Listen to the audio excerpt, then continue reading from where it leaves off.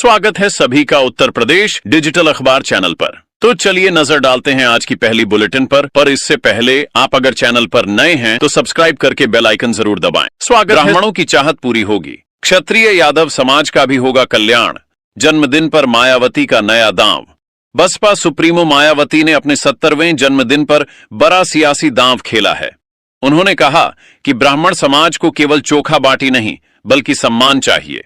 मायावती ने दावा किया कि उनके शासन में ब्राह्मण, क्षत्रिय और यादव समाज का भी भला होगा। उन्होंने भरोसा दिलाया कि सत्ता में आने पर 2007 की तरह सभी वर्गों की आकांक्षाएं पूरी की जाएंगी।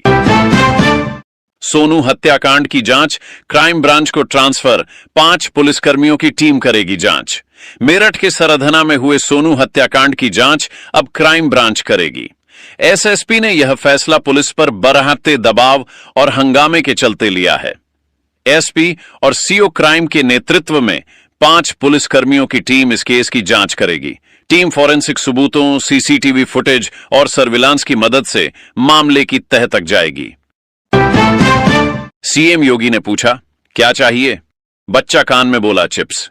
गोरखपुर में जनता दर्शन के दौरान एक मासूम बच्चे की मांग सुनकर सीएम योगी अपनी हंसी नहीं रोक पाए। जब मुख्यमंत्री ने बच्चे से पूछा कि उसे क्या चाहिए तो वह धीरे से उनके कान में बोला, चिप्स।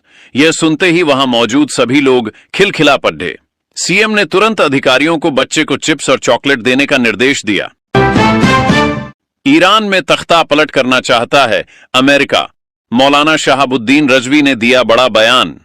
ऑल इंडिया मुस्लिम जमात के राष्ट्रीय अध्यक्ष मौलाना शहाबुद्दीन रजवी ने ईरान के ताजा हालात पर अमेरिका और इजरायल को जिम्मेदार ठहराया है।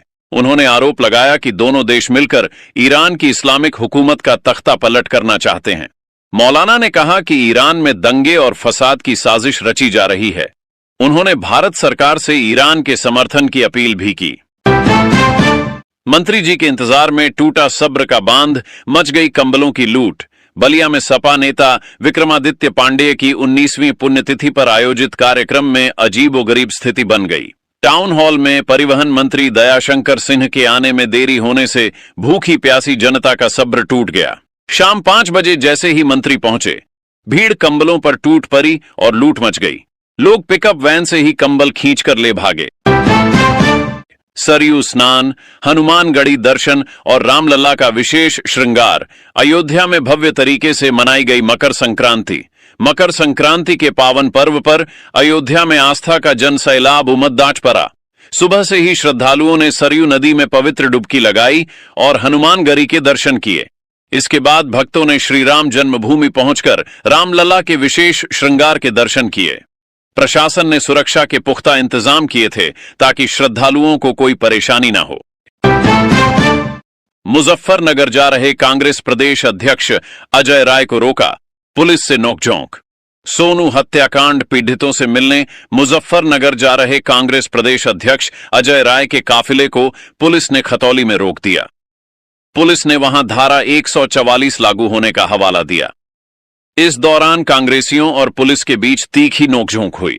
अजय राय ने आरोप लगाया कि सरकार पीड़ितों से मिलने से रोककर तानाशाही रवैया अपना रही है।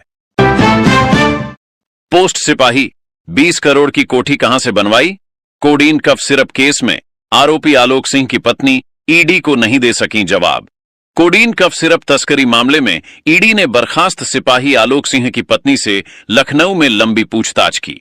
ईडी ने उनसे पूछा कि एक सिपाही की आय से 20 करोड़ की कोठी कैसे बनवाई, जिसका वे कोई जवाब नहीं दे सकी।